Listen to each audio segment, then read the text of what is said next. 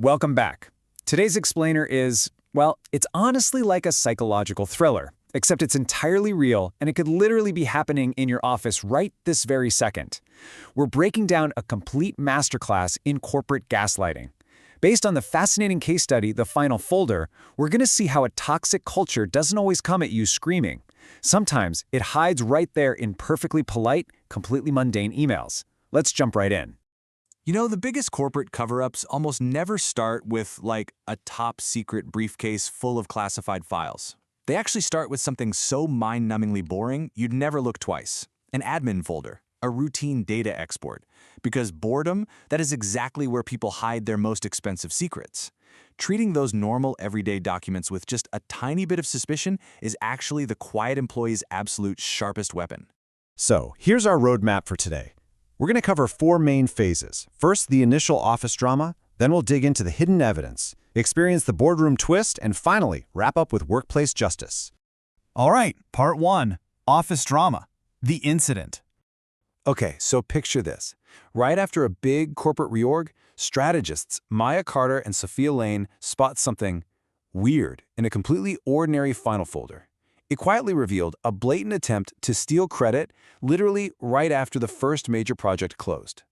Now, take a look at the contrast here. Notice the language senior leadership uses. They never, ever call it stealing. Nope, it's always polished jargon, right? Things like building consensus or team alignment or adding some polish. But look at the reality. It's pure erasure. The actual creator's name simply vanishes into thin air. But as we'll see, Sofia Lane was definitely not fooled by the corporate speak. Moving on to part 2, hidden evidence, the proof map. So here's a pro tip. When the official explanations look way cleaner than the original documents, you've got to read the messy parts twice. And instead of getting sucked into a pointless shouting match, Maya did something brilliant. She built a bulletproof proof map. Step 1, identify the exact object that was changed. Step 2, figure out exactly who the new owner is.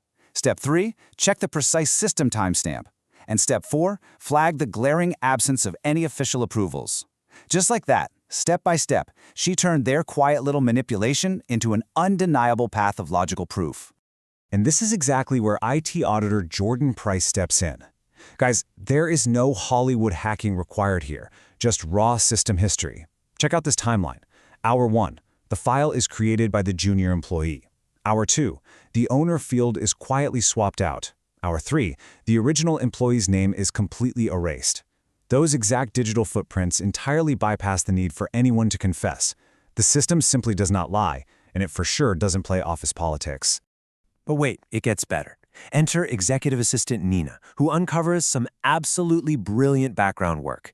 You see, leaders often think they can just cover their tracks on the master documents, but they completely forget about the background noise. I'm talking calendar invites, draft saves, forwarded emails. These are basically invisible eyes. Nina brought forward all these background receipts, proving, without a doubt, that this wasn't just a glitch or an accident. It was a deliberate, calculated chain of actions executed by management, a total chess move. Which brings us to part 3, the boardroom twist, the confrontation. All right, so armed with all this evidence, they walk into the boardroom. And the tension? It wasn't loud, but it was razor sharp. Senior leaders tried to deploy that smooth, calming language, politely asking everyone to just be realistic and not blow things out of proportion. And that is exactly when analyst Aisha Morgan cuts right through the air with one piercing question. Who benefits if this stays classified as harmless? Wow.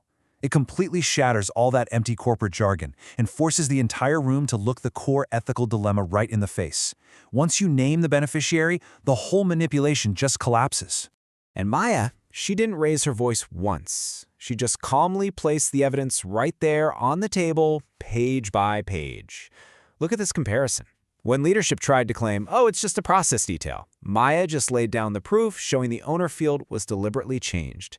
Instead of letting the room debate the victim's reaction or their intent, Maya essentially forced them to measure undeniable facts. Logic did all the heavy lifting here, totally replacing any need for anger. Finally, part 4, workplace justice, the lesson.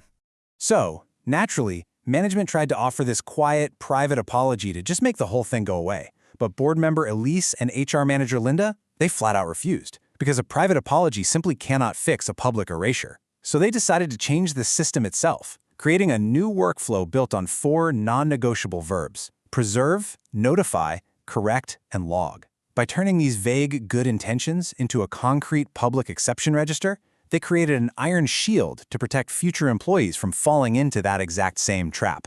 Real systemic change. The moment Sofia Lane's name was finally restored to her work, well, it wasn't just some administrative update. It carried serious emotional weight. Naming work correctly isn't just an optional courtesy. It is literal proof that a company can learn and course correct. The truth doesn't need a standing ovation. It just needs permanent, accurate recognition. True workplace fairness absolutely has to be written right into the workflow. We're going to close out today's explainer with a pretty haunting thought from this whole story. The record did not raise its voice. It simply waited for someone patient enough to read it. So the next time you log in, take a good look at your own company's systems. Are they actually protecting the creators of value, or are they just shielding the people who take it? The winner of an office war isn't always the loudest person in the room. Usually it's the one who documents the history. Thanks so much for joining us, and keep your eyes open out there.